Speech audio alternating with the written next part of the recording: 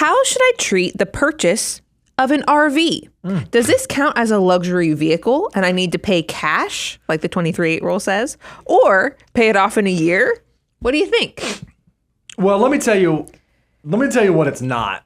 RV is not like a 23-8 type purchase. Like that's just because it has wheels on it. Yeah, this is not something to get you to your job. In my experience, generally when I think about recreational vehicles and something you're going to travel in, something you're going to sleep in, this, in my mind, falls more in the category of like a home purchase, like a second home. A lot of people treat an RV as their second home. So when you're thinking about, can I do this? One, I would think about it in that realm. Okay, am I at the stage of my financial career where buying a second home makes sense? If the answer to that question is no, meaning that I'm like early on in the FOO, I'm on 3, I'm on 4. Oh, Brian, do you have the thing? Can you hold the thing up? We have a 9-step tried and true process that'll walk you through what to do with your next dollar. RVs, not step 1, not step 2, not step 3, not step 4, not step 5, not step 6, not step 7, or you could just jump right to it. They are a step 8 thing. So the first question I would ask is, am I in step 8 of the financial order of operations?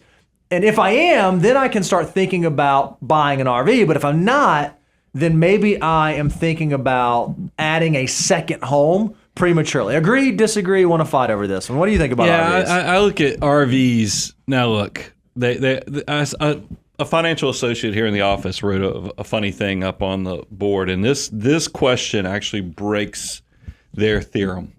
Now, they were trying to be funny. They said, you can live in your car, but you can't drive your house to work. They were trying to be funny. It was not a very good joke, but I saw it on one of the whiteboards as I was walking by. And then this actually breaks it though, because you literally could drive this to your job as well. But I just know, if you guys have ever rented an RV, these things, I don't think they age well they depreciate as well. I mean, it definitely depreciates, and this is one of those lifestyle decisions. I'm going to get some hate for saying this, but this definitely falls in the category of what I consider boats, RVs, off-road vehicles. These are all things that, are different than what's required for life. So that's why this is step 8 of the financial order of operations. But you agree it's not an automobile. It's not like I'm thinking about upgrading to a luxury car. It's not a 23-8. It's not a totally vehicle purchase. Unless this is the plot of Christmas Vacation. This is not a requirement. Living in it. Maybe.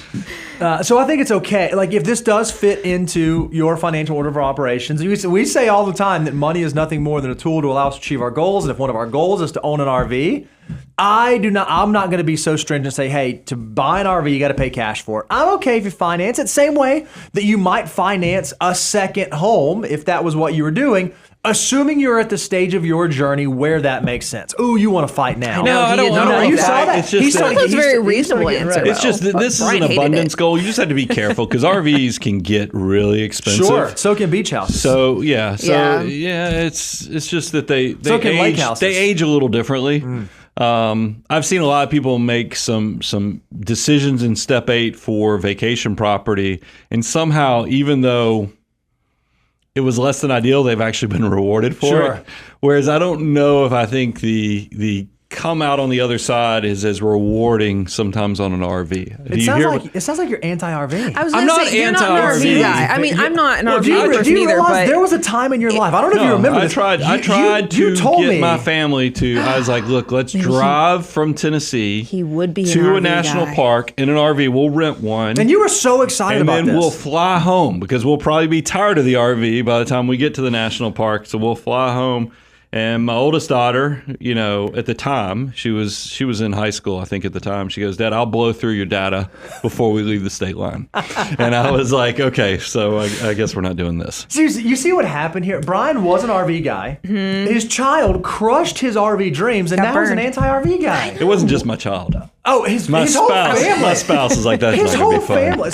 See, they robbed you That of makes your sense, because RV I was like, life. this is interesting. Like, I get that, Okay, maybe I got a blind spot a here. property is different than a vehicle. Like, I think that's fair to say in depreciation, but like, especially for step 8 behavior, like Bo said, like if that's what you like to That's do, what you Brian, wanna do. That's what you've taught me. Yeah, maybe. If that's how you and want to look, deploy your I'm dollars and will bring you memories, some not resale. happiness. I'm a girl dad, and I'm sure there's girls out there that love camping. But I know when we ever had those father-daughter or father-kids, sleepovers in the backyard with tents, my kids were always the ones that wanted to go home at night. So we just maybe I'm not not an an RV RV person, family. That's but it is fine. definitely an abundance goal. It's a step 8. That's what it took us 6 minutes to say. It's not a car. It's step 8 goal. I love it.